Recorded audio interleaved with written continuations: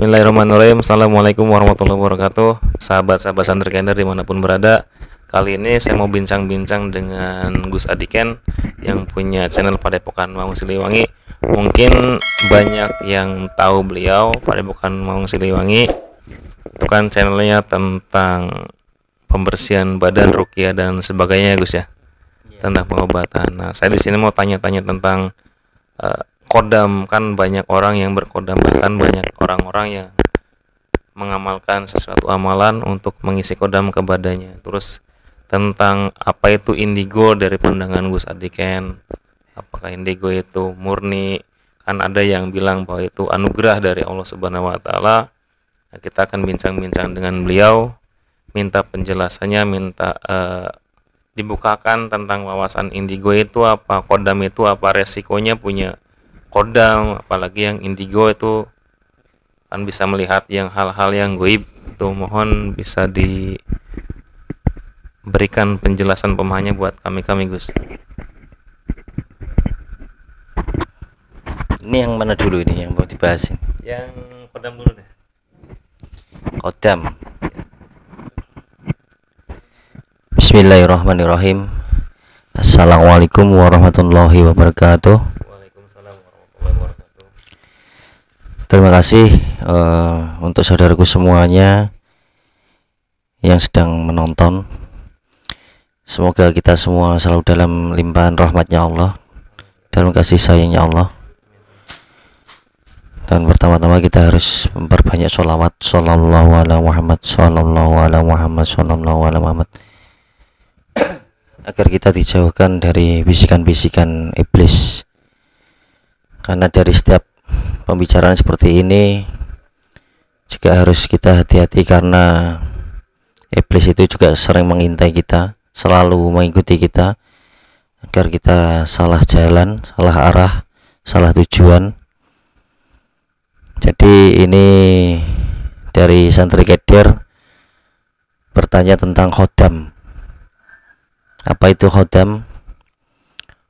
Khodam itu dari bahasa hadam dari Arab, yang artinya bahasa Indonesianya pembantu. Kalau bahasa Jawanya perewangan. Jadi khodam itu yang membantu kita atau yang mewakili kita, yang ada selalu di samping kita. Tapi karena kebanyakan khodam itu dari golongan jin ataupun siluman, kalau kita tidak hati-hati atau kita tidak cermat,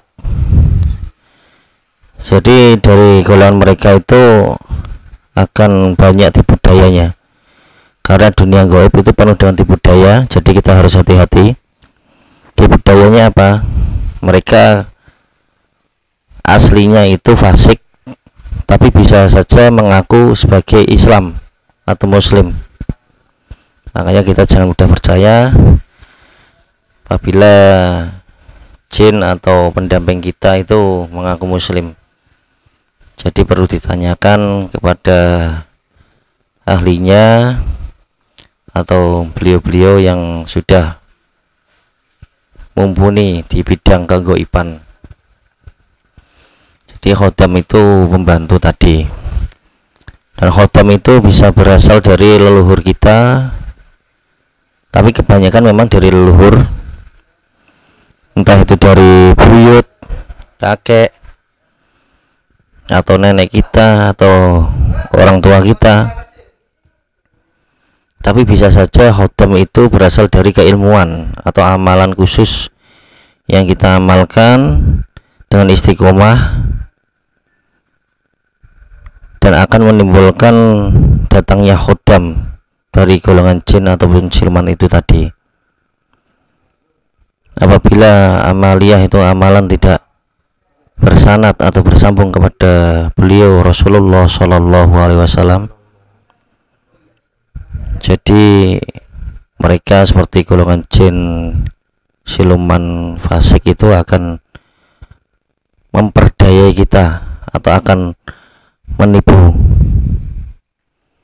Maksudnya mereka itu menipu agar mereka memiliki pengikut setia nantinya di akhirat nanti, karena mereka itu membantu kita. Kalau kita tidak cermat, akan meminta bayaran kepada kita. Bayarannya apa? Bayarannya ya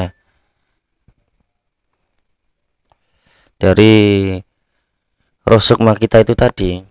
Karena mereka itu dari golongan gaib, tidak mungkin dia meminta bayaran uang atau jajan atau es teh atau makanan. Tapi yang diminta mereka adalah roh dan sukma kita nantinya. Mungkin kalau kita masih hidup, kita tidak terasa roh sukma kita diambil perlahan-lahan. Tapi nanti ketika kita meninggal, kebanyakan akan susah meninggalnya. Kalau orang Jawa mengatakan, menyebutnya mau meninggal itu, sebelum meninggal namanya kembangi bayang. Jadi terlantang di ranjang itu loh. Berarti kan saya pernah nyaksiin bahwa banyak orang yang meninggalnya susah, sakit-sakitan, itu ya orang-orang pengamal itu salah satunya ya ruh sama sukmanya di bawah gitu. Insya Allah ya, bisa jadi seperti itu. Makanya di dunia gaib itu juga harus kita cross check benar-benar yang teliti. Nah, itu kan pendamping, pengikut tuh sama korin beda atau sama? Sangat beda sekali. Jadi khodam dengan jin korin itu sangat beda sekali. Karena ini pembahasannya tentang khodam, jadi untuk pembahasan jin korin nanti saja kita jelaskan. Di khodam seperti itu dari leluhur, bisa dari amaliyah yang tidak tersambung kepada beliau Rasulullah SAW. Jadi efeknya akan mendatangkan banyak khodam-khodam dari golongan jin dan siluman fasik tersebut. Mereka tujuannya untuk menyeret kita ke jalan yang salah, agar kita tidak dapat ridhonya Allah. Nanti akhirnya meninggalnya nanti di neraka bersama mereka. Tentang khodam. Nah, ini yang lebih yang rada lebih berat kan, yang indigo itu kan banyak yang bisa melihat jin, apa ada juga yang bisa nerawang, ada yang bisa baca pikiran hati orang. Itu ada yang bilang bahwa itu anugerah. Itu pandangan Gus Adikin itu seperti apa? Jadi khodam itu bisa memberikan apa saja, karena mereka di dunia goib, jadi dia tahu tentang goib khodam tersebut. Kalau kita ini kan di dunia nyata, jadi yang kita tahu ya di dunia nyata.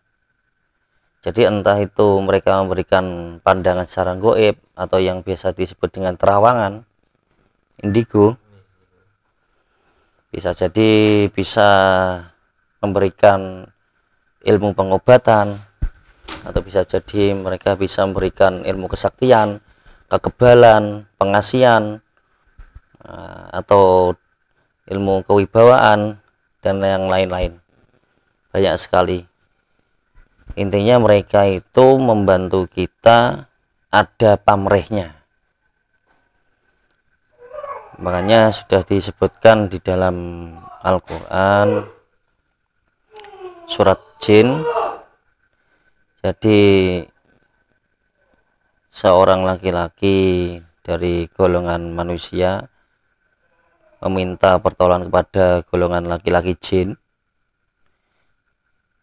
bahwa di situ aja jin itu sebetulnya juga mereka sudah tahu kalau mereka itu salah, tapi kebanyakan dari manusia itu sendiri malah ingin mempunyai khodam atau pendamping tadi dari golongan jin, karena dari nafsunya pribadinya masing-masing. Padahal kita meminta pertolongan itu hanya harusnya, wajibnya harus kepada Allah Subhanahu wa Ta'ala. Nah, itu kan yang indigo bisa melihat itu di matanya ada apanya Gus? Bisa bisa melihat? Kalau orang itu mempunyai terawangan atau indigo, itu biasanya dari khodam leluhurnya. Jadi sejak orang itu dilahirkan, sejak kecil, sejak lahir, itu sudah ada yang mengikuti di matanya. Di matanya. Iya, jadi di matanya itu banyak jinnya. Jadi jin itu bisa melihat jin. Ya seperti kita manusia ini. Manusia bisa hanya melihat manusia. Jadi jin bisa melihat jin. Jadi orang itu kan bisa melihat jin. Kalau orang itu tadi tidak ada gurunya, tidak ada pembimbingnya, atau tidak memiliki amaliyah yang tersambung bersanad kepada beliau Rasulullah, jadi bisa jadi khodam itu ada yang dari jin, ada yang dari siluman, ada yang dari iblis sekalipun. Itu akan memberikan pandangan secara goib. Jadi bisa melihat jin ini, jin itu. Itu yang membantu di matanya ada miliaran. Miliaran. Itu berarti yang membedakan ini bisa melihat yang goib itu ahli asli dari anugerah dari Allah, sama yang dari jin itu perbedaannya gimana Gus? Bisa membedakannya? Mungkin dari ciri orangnya ada yang mungkin kalau yang anugerah itu lebih diem atau lebih terbuka atau gimana tuh buat membedakannya? Ya yang paling penting, yang paling mendasar itu ya tadi, segala sesuatunya semuanya harus mempunyai guru pembimbing. Guru pembimbing atau guru yang bisa melindungi kita, yang bisa membimbing kita, mengajari kita, bukan hanya di dunia tapi sampai di akhirat kelak. Jadi yang menuntun kita, yang bertanggung jawab atas kita sampai di akhirat kelak, yaitu biasanya yang disebut dengan guru mursyid. Guru mursyid, karena beliau itu guru mursyid itu bersambung kepada Rasulullah Shallallahu Alaihi Wasallam. Intinya kan itu. Berarti orang-orang yang indigo yang tanpa guru itu dikategorikan dari jin berarti. Iya, insya Allah dari jin. Mungkin dari Gus Adi kan ada saran-saran buat orang-orang yang suka mengamalkan, ataupun mungkin ada orang yang ingin mengamalkan amaliyah buat mencari kodam, apalagi yang belajar sendiri tanpa guru, yang mencari kodam tak ada gurunya pun udah bentuk salah, apalagi yang belajar sendiri mungkin dari baca buku sendiri. Terus yang indigo itu buat dari Gus Adiken ada saran-saran apa? Terus mungkin ada juga orang yang ingin membersihkan badannya dari kodam-kodam, ya, entah itu kodam leluhurnya ataupun kodam dari amaliyahnya. Terus saran-saran dari Gus Adiken tuh seperti apa Gus? Ya intinya kalau siapa saja dari saudaraku semuanya yang memiliki terawangan, bisa melihat jin, bisa melihat ini itu, atau bahasa kerennya yang disebut dengan indigo, kalau ingin dibersihkan ya silahkan untuk dibersihkan, karena itu semua adalah tipu dayanya jin, siluman ataupun iblis, karena mereka itu membantu untuk melihat. Mereka meminta pamrih, minta bayaran kroos sukma kita itu tadi. Jadi sebaiknya untuk dibersihkan, carilah untuk pembimbing kita sampai di akhirat kelak, karena kita tanpa guru, tanpa pembimbing, kita akan tersesat. Di dalam pepatah kan juga ada, orang yang berilmu tanpa guru, pembimbingnya adalah setan. Jadi kita harus mencari guru yang benar-benar bersanad kepada beliau Rasulullah Shallallahu Alaihi Wasallam. Dan ciri-cirinya orang itu apabila dia banyak khodamnya, biasanya akan malas dalam sholat 5 waktunya, malas dalam ibadahnya. Tapi akan tetapi banyak juga yang mereka yang punya khodam, ibadahnya juga rajin, semangat. Karena iblis kan juga halus tipuannya. Jadi iblis juga tidak takut, tidak ngefek, membisik-bisiki orang tersebut untuk diajak sholat, untuk diajak berzikir, untuk diajak wirid. Karena iblis itu juga sudah melalang buana kemana-mana, sudah paham sekali, sudah lihai, Udah puluhan tahun, sudah puluhan tahun, jutaan tahun puluhan tahun. sebelum Nabi Adam alaihissalam diciptakan oleh Allah Subhanahu wa taala. Jadi dia sudah paling tahu tentang keadaan manusia. Jadi tipu dayanya iblis itu kadang juga halus. Kadang ibadah kita rajin tapi didasari dengan ingin keilmuan. Jadi sholatnya itu karena ingin pandangannya biar terasah, keilmuannya biar terasah. Berarti itu kan tidak lillahi ta'ala. Ya, semua harus kita kembalikan kepada Allah agar kita lillahi ta'ala. Kita tidak usah minta apa-apa kepada Allah, karena Allah itu sudah maha sakti, Allah itu sudah maha agung, Allah itu sudah maha segala-galanya, bisa apa saja. Jadi apabila kita di dalam hati kita ini, di dalam gerak-gerik kita, di dalam nafas kita, di dalam hati kita selalu bersandar dan mengingat Allah, jadi insya Allah kita akan aman di mana saja. Amin ya Allah. Kita akan dilindungi sama Allah Subhanahu wa taala. Nah, gini Gus, mungkin kan nanti ada ataupun siapapun ingin dibersihkan, apa Gus Adiken menerima orang-orang yang ingin berhijrah, ingin membersihkan badannya, ingin memperbaiki dirinya, ataupun ingin dibimbing sama Gus Adiken langsung untuk yang kata Gus Adiken bahwa harus mencari pembimbing yang ataupun guru yang sanadnya nyambung sampai baginda Nabi. Apa Gus Adiken menerima, membuka lowongan ataupun intinya menerima orang-orang yang ingin hijrah, Gus? Insya Allah ya sudah banyak kan orang-orang yang dikatakan ingin membersihkan dirinya, ingin mendekatkan diri kepada Allah Subhanahu wa taala. Jadi karena saya juga bukan guru, karena saya juga murid dari guru saya, beliau Sang Hyang Nurcahya Nirwana. Jadi siapa saja yang mau ingin membersihkan dirinya secara lahir dan batin dari kebohongan atau gangguan jin, setan, siluman, iblis, fasik, monggo silahkan. Nanti bisa dibersihkan dengan metode ruqyah atau pembangkitan. Insya Allah nanti akan kami bantu. Bukan hanya ke saya, nanti sampean juga bisa. Sama Mas Kasianto kan bisa.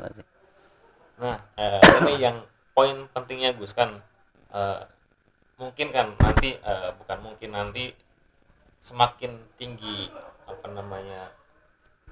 banyak pengikutnya, banyak jamaahnya, banyak yang ingin dibersihkan sama Gus Adiken, pasti ada orang-orang yang memanfaatkan situasinya. Ada yang mungkin udah mengatasnamakan Gus Adiken, mengatasnamakan Padepokan Maung Siliwangi, pasang tarif, terus kayak ada kelas-kelasan kan, contoh ada banyak pengobatan yang ada kelas ekonomi, VIP, bisnis, sampai booking tempat, misalkan bayar segini dapat pengobatannya 7 hari, intinya bayar nih, udah bayar di tarif. Apakah di Padepokan Maung Siliwangi yang Gus Adiken pimpin ini ada bertarif atau gimana Gus?